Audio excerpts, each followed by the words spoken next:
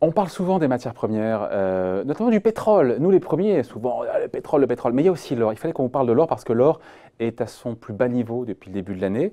Comment est-ce qu'on peut l'expliquer? Est-ce qu'il y a aussi derrière peut-être une opportunité de se positionner? On en parle avec Daniel Gerino. Bonjour. Bonjour David. Président de Carlton Sélection. Métal précieux qui perd donc 4% sur 3 mois. On est sous les 1280 $ l'once. Comment on explique que l'or souffre en général? Et sur la séance même, quelle journée? Oui, d'avant-hier, on se dit mais... l'indice, il y a un jour où l'or devait remonter avec encore une fois des marchés actions qui ont baissé parce qu'on a eu ce double tweet de Trump qui a fait mal en disant voilà, moi la guerre commerciale j'y retourne, je vais surtaxer tout à 25%. L'or n'en a pas profité. En général, encore une fois, quand il y a une montée de ce qu'on appelle de l'aversion risque, c'est bon pour l'or. L'or n'en a pas profité. Qu'est-ce qui ne va pas avec l'or? Alors, tout va bien avec l'or. L'or est un métal, c'est un produit extrêmement rare qui ne réagit pas forcément de manière extrêmement corrélée avec les marchés actions. C'est un produit de moyen-long terme. Donc si on cherche à avoir une corrélation directe entre l'or et le marché des actions, on risque de se tromper. Même si historiquement, sur longue période, on a des phases qui sont des phases de décorrélation absolue. Sauf que ce ne sont pas que des phases de décorrélation. Qu'est-ce qu'on appelle par décorrélation? C'est-à-dire qu'en fait, en gros, pendant très longtemps, quand les actions montent, l'or baisse. Voilà, l'or peut baisser, mais ne baisse pas tout le temps, loin s'en faut. Par contre, quand des actions baissent fortement, l'or a tendance à monter. Donc c'est asymétrique. C'est complètement asymétrique. Et là où c'est intéressant, c'est quand vous avez un marché qui chute très fortement. Les classes d'actifs dites non traditionnelles, c'est-à-dire pas d'obligations, pas d'actions, mais plutôt des matières premières, des hedge funds, voire de l'immobilier, et bien évidemment de l'or, ces matières premières ont tendance à se réapprécier. Et la seule matière première qui n'est pas délestée par les gestionnaires de patrimoine de fonds de pension qui mettent de l'or à l'intérieur de leur portefeuille, c'est l'or. Ils délestent les hedge funds, ils délestent l'immobilier, ils délestent les matières premières, mais pas l'or. Alors l'or n'est pas en corrélation absolue et instantanée avec les marchés financiers, d'où votre question. Mais le marché des actions a baissé. Pourquoi l'or ne monte pas? Alors il monte un peu ce matin quand même. On a monté jusqu'au 19 février assez fortement, puis on a rebaissé depuis le 19 février. Donc on est à peu près flat depuis le début de l'année, dans un marché fortement haussier. Donc vous voyez qu'il y a une résistance de l'or qui est plutôt bonne. Résistance avec un dollar qui s'est renforcé. Et on dit souvent qu'un dollar, pour le coup, qui est plus fort, ça pénalise l'or, notamment pour les investisseurs non-dollars étrangers qui veulent acheter de l'or et ça coûte plus cher. Voilà. Alors il y a d'autres paramètres qui interviennent maintenant. L'or, c'est plus simplement linéaire ou binaire entre le marché des actions et le dollar. Le cycle. C'est deux fondamentaux, c'est deux quand même. Oui, mais alors c'est plus ça. C'est plus tout à fait ça. Il faut le regarder vraiment différemment. Il y a plein d'autres paramètres. L'or, c'est une matière première rare. C'est une matière première liquide. C'est une matière première décorrélée. Et ce n'est pas une matière première classique. Pourquoi? Parce que vous avez des stocks d'or considérables. Et là, c'est à portée de main. La demande est très limitée, ce qui fait que l'or reste toujours extrêmement soutenu. On a à peu près 193 000 tonnes d'or dans le monde. 92 000 pour la joaillerie et à peu près 37 000 pour les pièces, les lingots et 27 000 généralement utilisés par les banquiers centraux. Et on voit apparaître maintenant 2500 tonnes d'or sur les trackers or, qui ont commencé à exister. Les ETF, la gestion passive. Voilà, en fait. Gestion passive, mais qui existe depuis 2003. Donc il y a une demande qui est forte.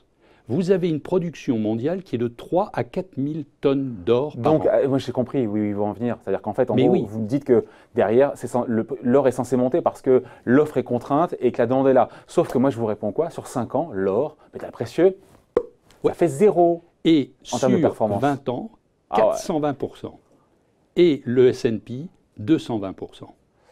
Et si vous regardez les performances depuis 2007 des marchés actions, des marchés orifères, ils ont quasiment fait les performances des marchés actions, mais avec beaucoup moins de volatilité. Ils ont Depuis quand? Depuis 2007. On a une très très forte remontée du marché de l'or parce qu'on a eu 2011, qui a été une période très très difficile sur l'échange.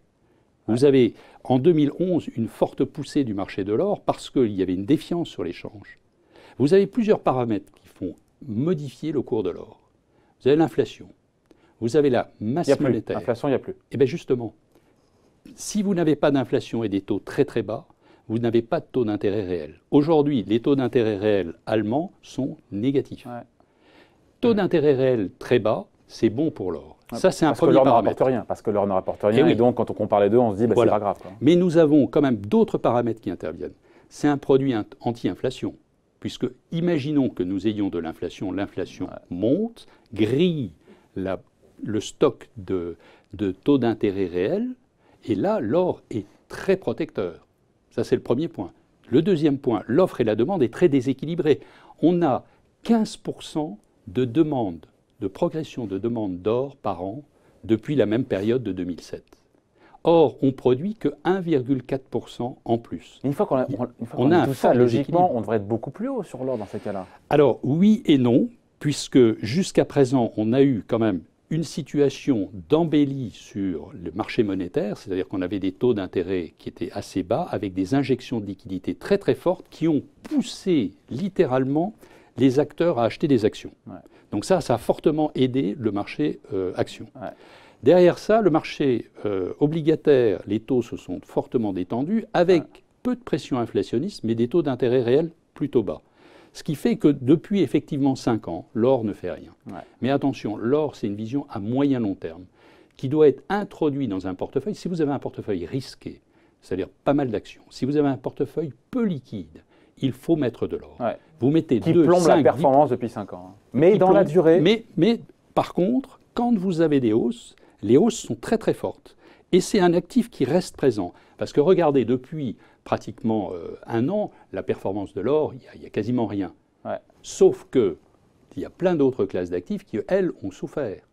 Vous avez une volatilité qui finalement est beaucoup plus faible que sur certaines autres matières premières. Par contre, quand vous avez un réel choc dans l'économie, cette classe d'actifs sera toujours protecteur et vous protégera sans doute beaucoup plus que d'autres classes d'actifs type futures ou matières premières traditionnelles qui, elles, ont des effets offre-demande très instables et très déséquilibrés. Ouais. Le paramètre extrêmement intéressant sur l'or, c'est que la demande est très équilibrée. Il y a une demande qui est très équilibrée et il y a une offre qui est limitée. Mais d'accord pour cette vision de long terme, et puis en se disant au prochain crack, c'est là où l'or retrouvera tout son éclat.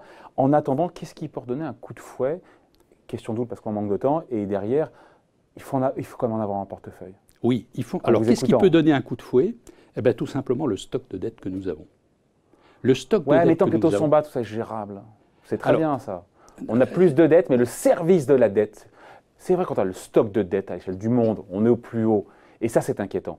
Mais le service de la dette, ce que ça coûte à rembourser, est au plus bas historique. Jusqu'à présent, tout va bien. Il faut regarder les taux d'intérêt réels, parce qu'en Europe, on a un stock de dette qui est de 100% du PIB, et vous avez un taux embarqué sur la dette qui est de 1,6%. Ouais. Or, aujourd'hui, nous avons une croissance qui est de 1,2, 1,4% selon les pays européens. Donc ça veut dire qu'en réalité, la totalité de la croissance est mangée par le service de la dette. Et quand vous avez une croissance du stock de dette et que vous gardez le même taux d'intérêt nominal, vous avez une prolongation de ce stock de dette.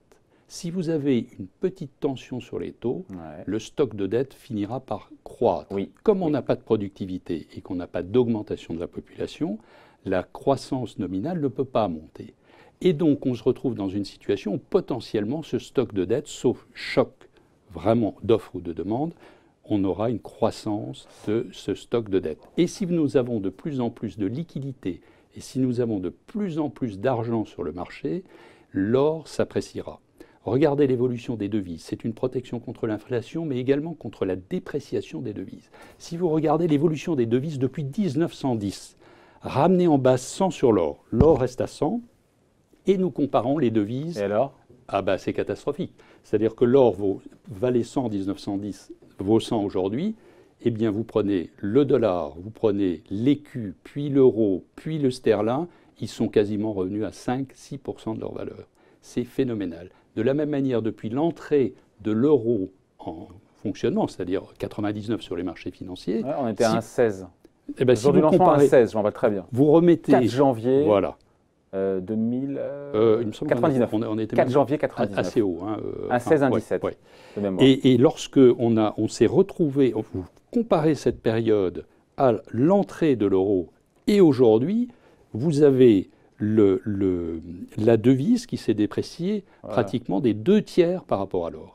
Donc l'or a très bien. Par rapport à l'or, d'accord. Donc on se dit quoi? On finit là-dessus. Le conseil derrière, c'est-à-dire que malgré tout, même si ça flambe pas aujourd'hui, même si on a tous envie d'avoir des actions, parce que c'est vrai que depuis le début de l'année, on est à plus 15, même si on est revenu au niveau d'avant le mois d'octobre, il faut quand même avoir. Parce qu'on se dit toujours depuis le début de l'année, oui, mais en fait, il faut arrêter avec cette vision calendaire des choses. Septembre, on est un peu positif, mais pas tant que ça. Donc il faut avoir de l'or en portefeuille. Oui, moi je pense qu'il faut avoir de l'or en portefeuille parce que, encore une fois, c'est un véritable amortisseur et ce n'est pas un amortisseur qui coûte. Parce que si vous regardez sur longue période, très franchement, regardez la plupart des acteurs qui avaient à peu près 15% de produits non traditionnels, je parle des grosses caisses de retraite américaines, qui avaient des actifs non traditionnels dans leur portefeuille, sont passés à 30%, dont une partie assez importante sur l'or. Ouais.